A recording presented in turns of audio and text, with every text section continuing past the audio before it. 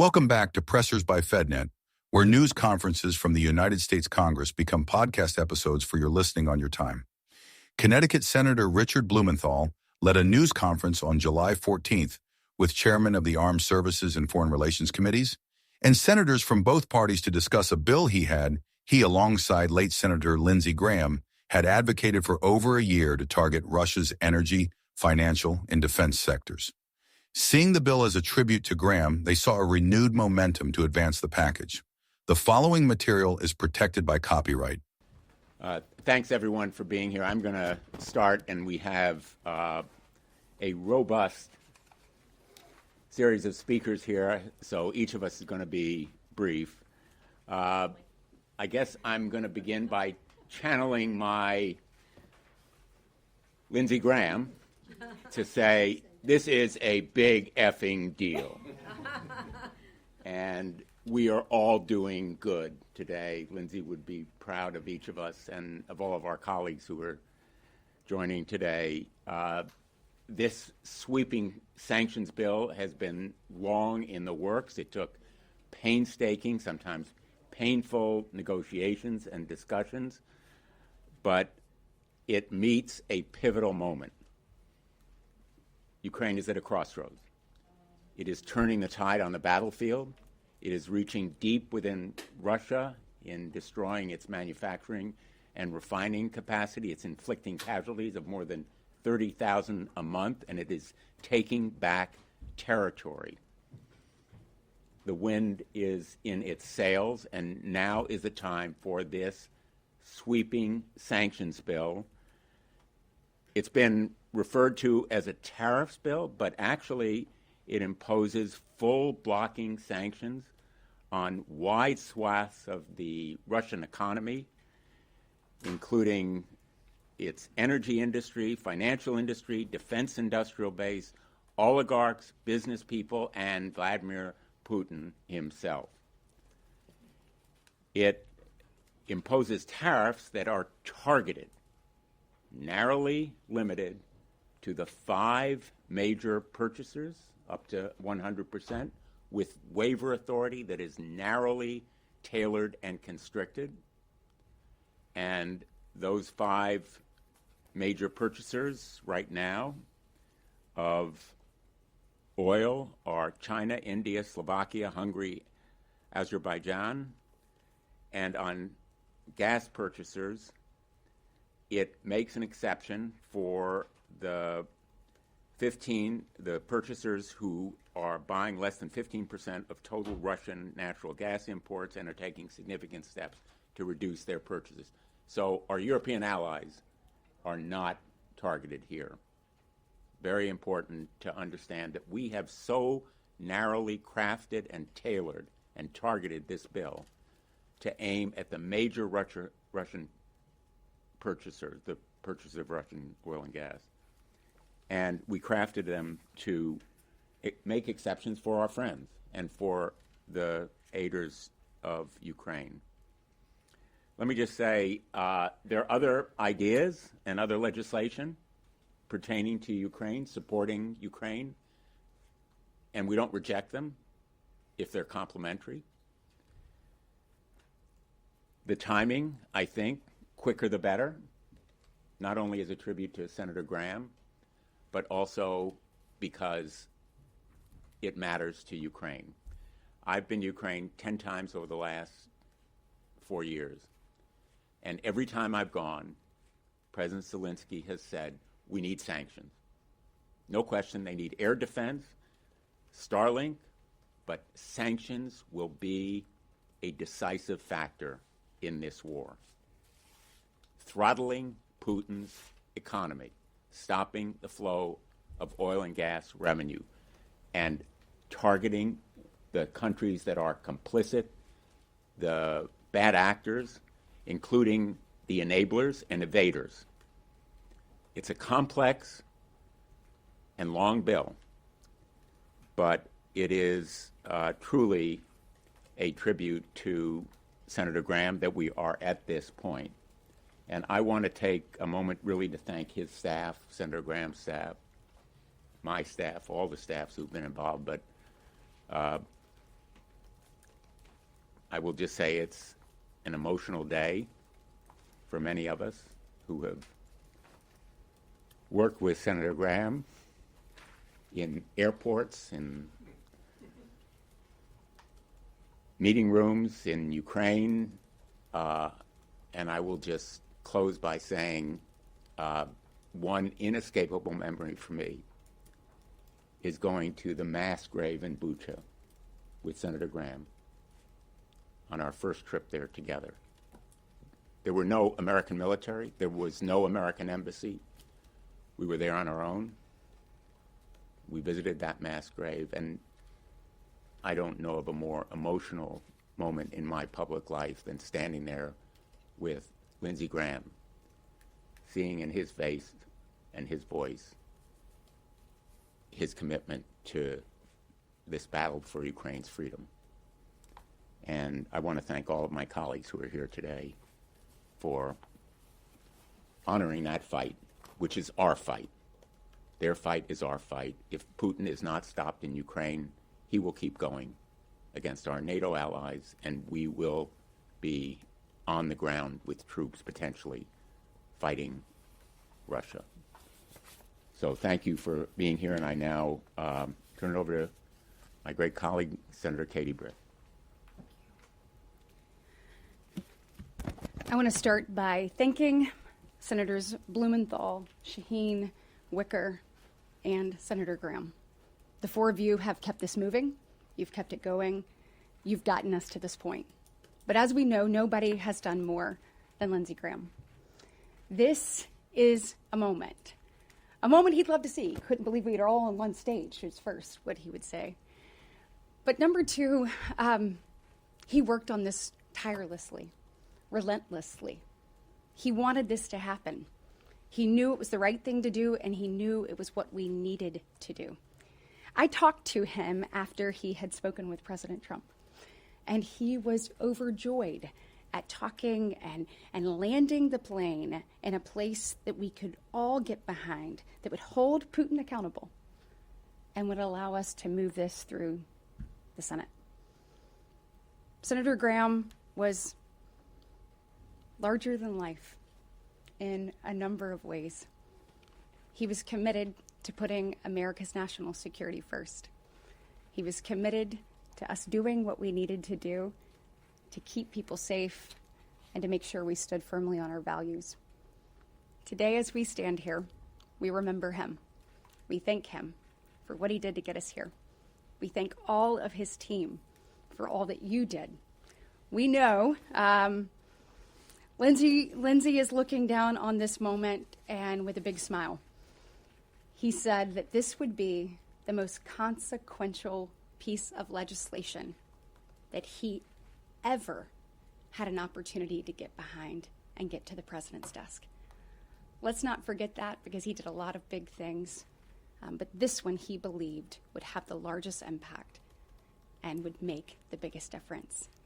So let's do the right thing, let's hold Putin accountable, and let's honor Lindsey Graham as we move this forward. Thank you, Katie and Dick.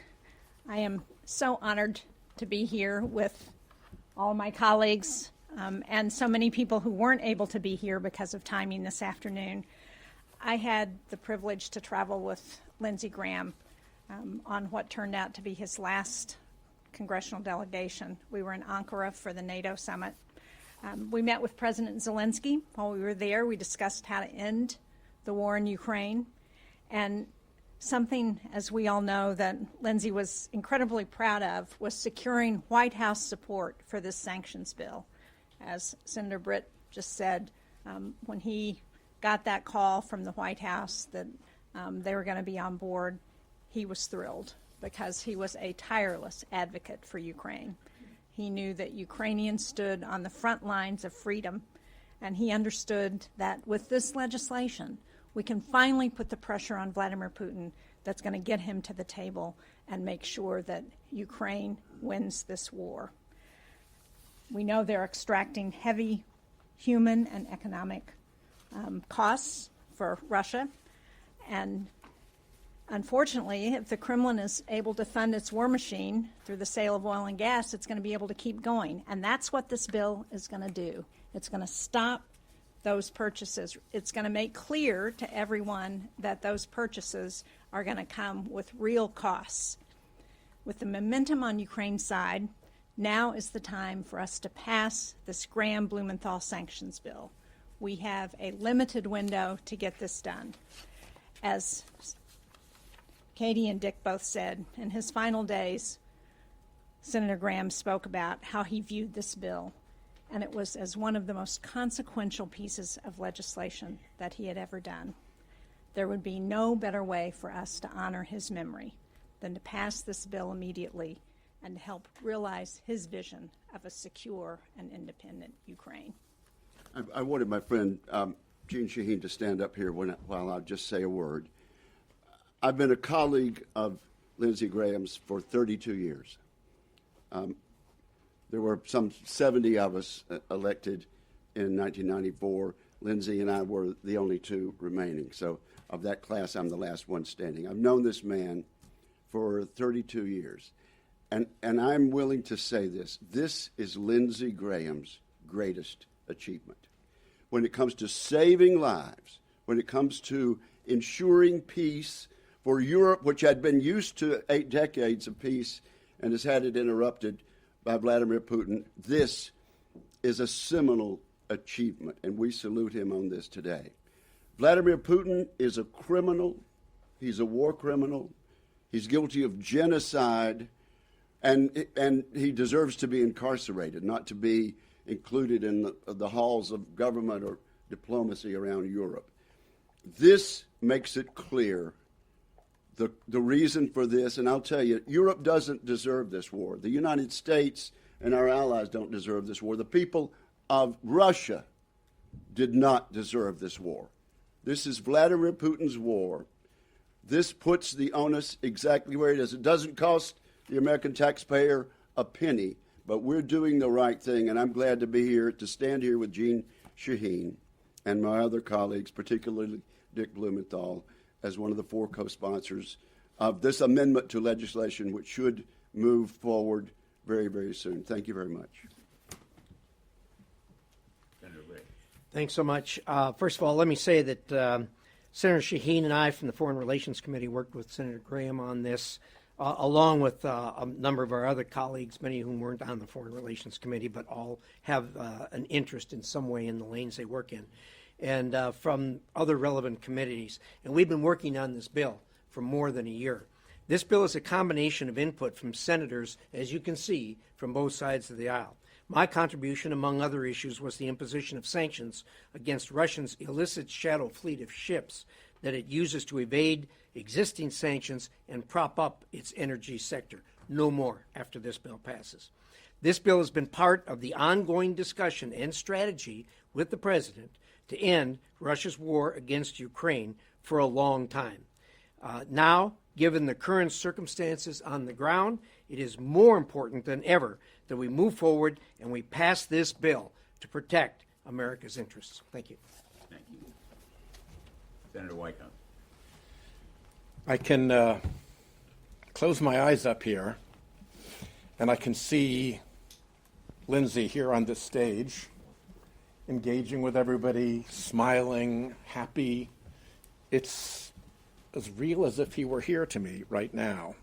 So I'm happy to have played a small part in this as the wingman to Jean Shaheen and Dick Blumenthal as they work this through on our side, and of course as Lindsey's friend and cohort in this struggle as well. I'm particularly grateful that the chairman of Armed Services and the chairman of Foreign Relations are both here. That is a very, very strong signal about where this is going to go, and particularly to Chairman Risch for his work on the Shadow Fleet, which is, I think, a huge, huge change. We have the chance with this bill to change the trajectory of the war in Ukraine. And by changing the trajectory of the war in Ukraine, to change the trajectory of history. And all we need to do is to get a time agreement so we can get this onto the Senate floor. After all the troubles, toils, and snares this bill has been through, that should be an easy one, and it has my full support. Thank you, Dick. Thank you. Senator Rosen. Well, I want to thank Senators Blumenthal, Shaheen, everyone here for their leadership and the bipartisan effort. And we wouldn't be here without the tireless work of Lindsey Graham. I was traveled with Lindsey and Senator Whitehouse to the Munich Security Conference it seems like just a few months ago. And this was really important to him, national security and working on international issues. And Lindsey would always say, if you give Putin an inch, he'll take it. He was absolutely right. A threat to Ukraine is not just a threat to Ukraine, it's a threat to Europe, it's a threat to the world. And for more than 4 years, Ukraine has fought back against Putin's brutal, unprovoked war, day in and day out, every night. They are a reign of terror. They fought for their own freedom and sovereignty and for the fundamental principle that countries will not be redrawn by force. So we have a responsibility to stand with our democratic allies, to make clear to Putin, any other adversary across the globe, that we cannot try to take over sovereign countries without consequences. They cannot do this. And so this bill, again, thank you to my colleagues, everyone here who worked with Senator Graham. The message is simple. If you help finance Putin's war, there will be consequences.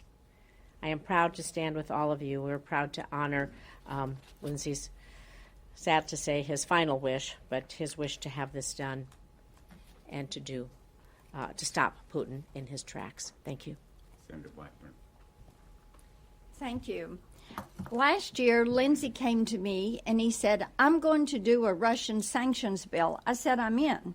Lindsey had an America First foreign policy perspective, and he believed that if you cut off the money flow, which meant stopping the opportunity to sell oil and gas, that you would remove the ability of Putin to fund this war and to continue to be a partner in what is the new axis of evil: Russia, China, Iran, North Korea.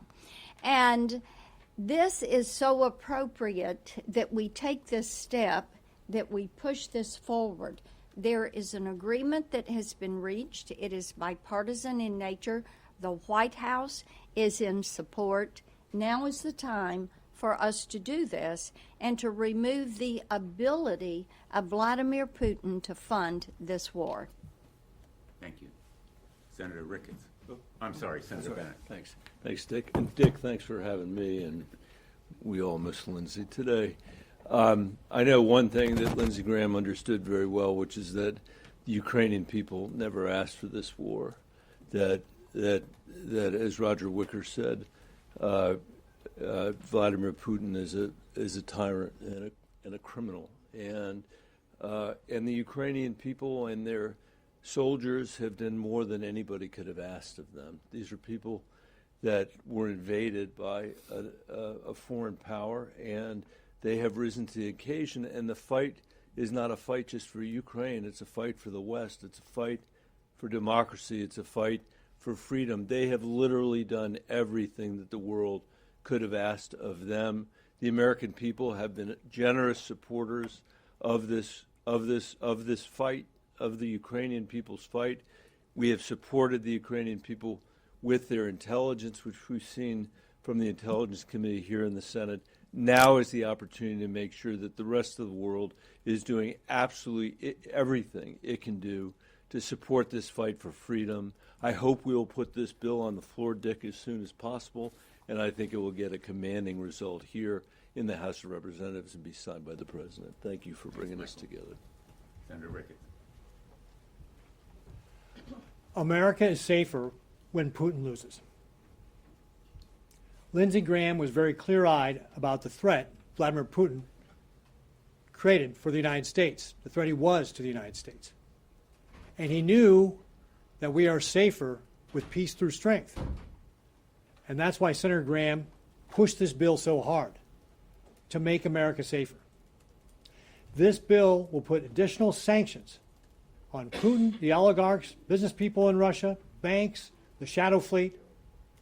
It will allow the president to put up to 100% tariffs on people who are buying Russian oil, who are supporting the war machine that is terrorizing Ukraine. If Putin were to be successful in Ukraine, he will move on NATO members, and then we will be involved directly in the war. This sanctions bill will allow us to continue to put pressure on Russia so that we can end this war before that happens and make sure Putin loses.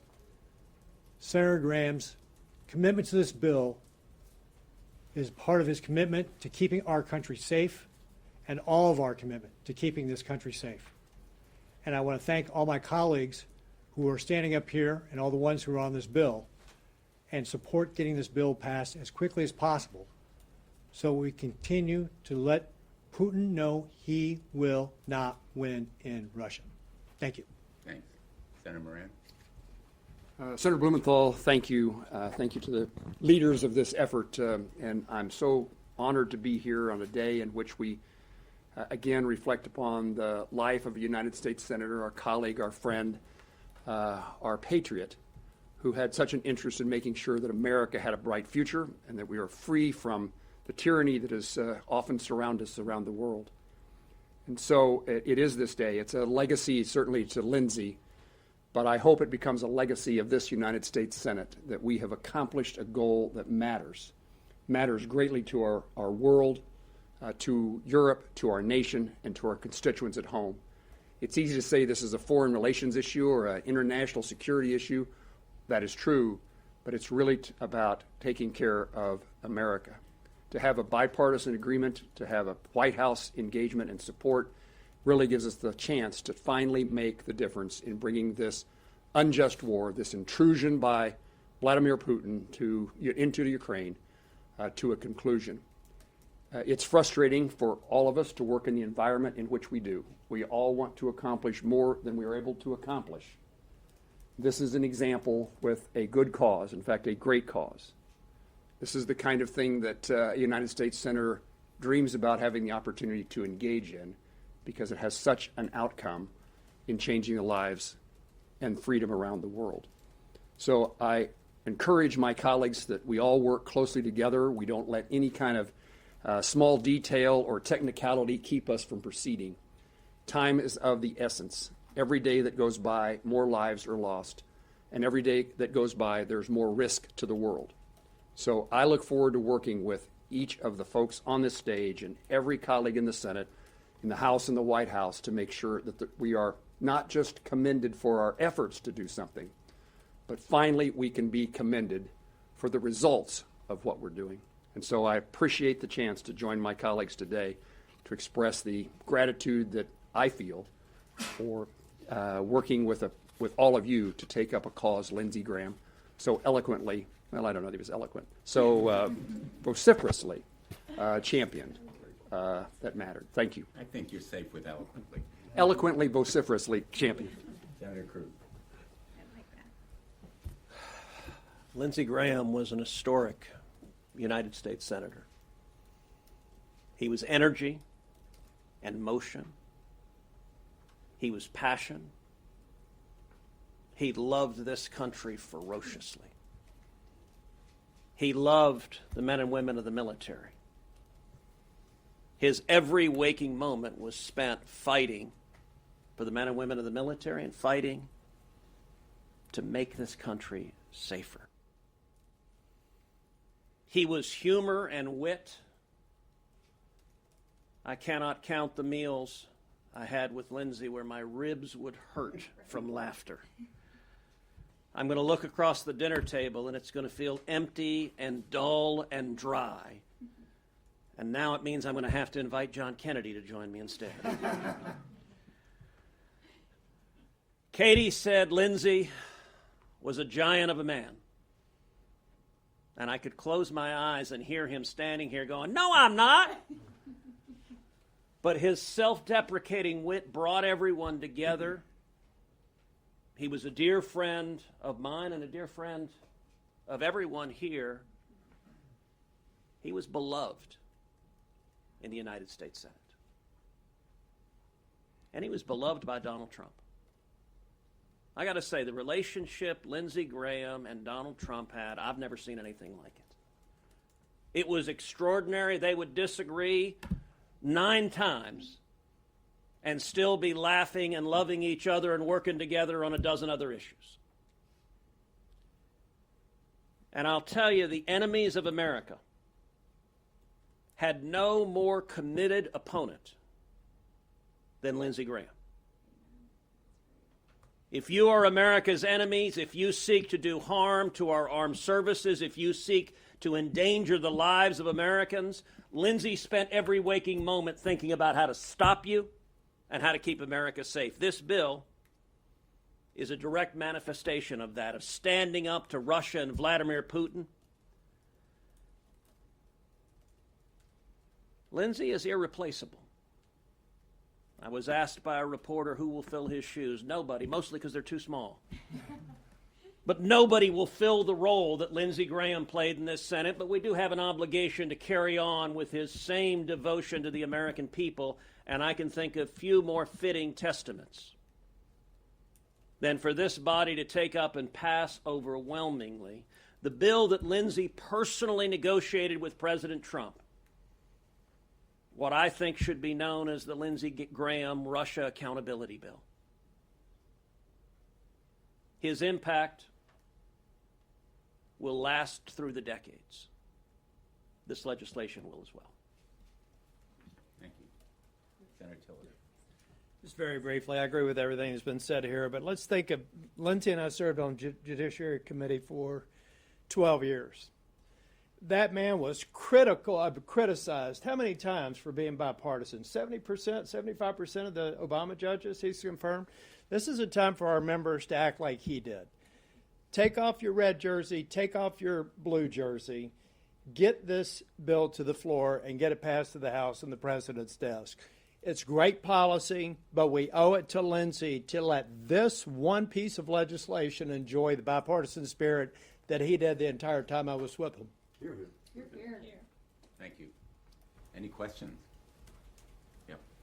The president today was asked about this bill during an Oval Office meeting, or the premise of this bill, I guess, and he suggested that perhaps there would be sanctions also related to Iran or Hezbollah attached to this piece of legislation. Is that something that you all have discussed, and is that something that would be supported in this group?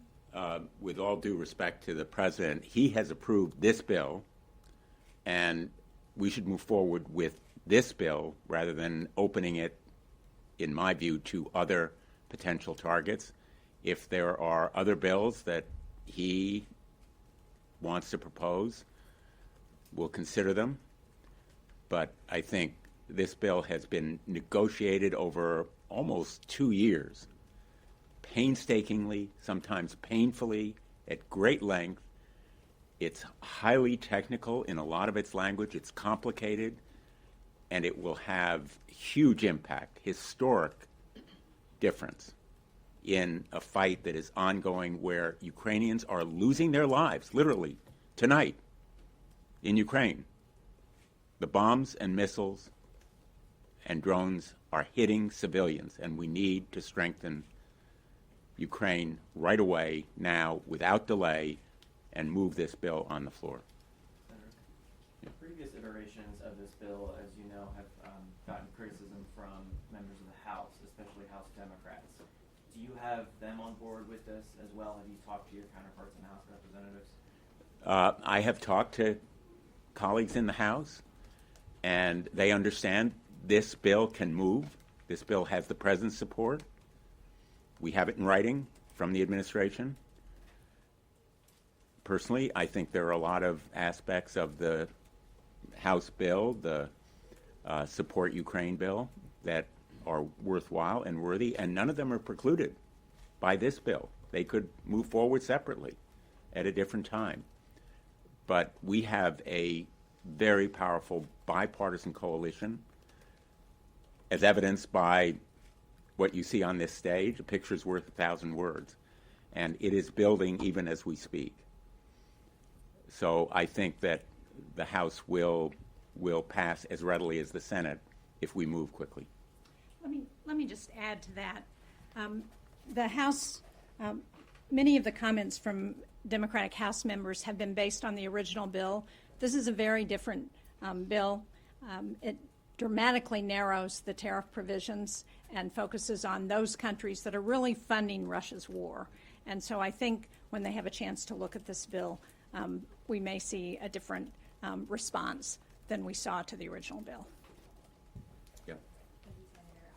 Congratulations on the bill and all of your tributes to Senator Graham. They're really heartfelt, so it's very nice to hear. For the tariff rate, it says in the bill that it's a rate greater than 0 but less than 100.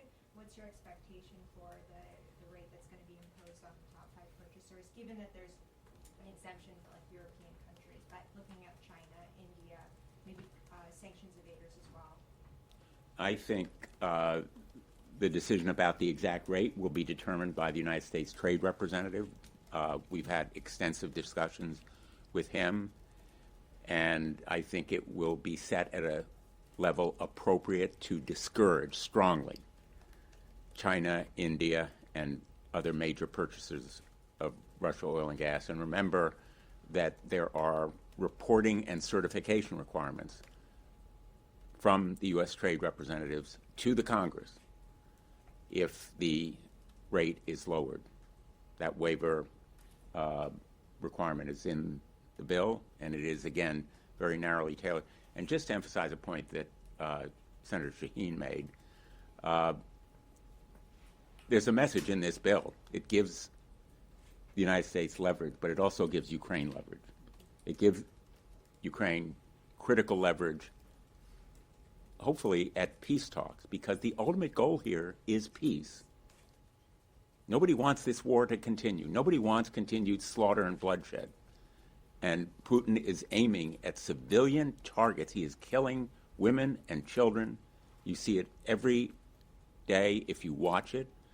The aim is not to prolong the war. In fact, exactly the opposite. And nobody felt that point stronger than Lindsey Graham. And the rate that's set should bring maximum pressure to bear on Russia and its complicit partners in fueling its war machine. With how much still needs to happen in the Senate with the legislative calendar, there's so many must-pass bills coming up. When do you all think this could actually come up? And have you gotten any assurances from leadership about how quickly we could see movement? Well, we've talked to the majority leader, and I'm not going to speak for him, but essentially he has said to us that he's ready to go forward when we have the votes, and I think we have the votes. I understand the value of this as a signal for U.S. support for Ukraine, but past sanctions packages have had difficulty in bringing Russia's wartime economy to a halt. Can you talk about why you think this bill is different, and then what it could do to actually bring a path toward peace? Well, this bill imposes really sledgehammer sanctions on the companies, the oligarchs, the evaders, countries that, in effect, provide a platform for sales. The sanctions piece of this bill is truly scorching. And then there are the tariffs that hold accountable countries that are complicit. 5 major purchasers of Russian oil and gas, and the evaders. And thanks to Senator Shaheen and Chairman Risch, crackdown on the shadow fleet. For the first time, really effective and targeted aiming at the shadow fleet. So it is a broad, sweeping bill that potentially can have a historic effect. It lacks, and I have to be blunt, it lacks the military aid that many of us feel the United States should be providing. Ukraine is desperate for air defense, and as well longer range weapons platforms. And we've advocated them. Senator Graham and I spent a lot of time, sweat and tears, on advocating for those weapons platforms. And this is the limit of what we can achieve, but it is a bill that will pass, plus it is highly effective and therefore different. One more question. Thank you. Yes. Could I ask you about the concessions or the compromise that you would have to do in order to pursue White House to support your bill? Could you talk about that? And would you be able to pass the bill before August? The White House does support the bill, and I believe it can be passed before August. And I would say that the negotiating points were largely technical, but most important to target the major purchasers. In the original bill, 63 countries potentially could have been tariffed. In this bill, it's 5 oil, 5 gas, and there's some overlap. So it's a very discrete number of countries, which I think is to the good. Thank you all so much. Thank you all. Unauthorized reproduction, distribution, or use of this episode without express written permission from FedNet is prohibited. Thanks for listening to this podcast.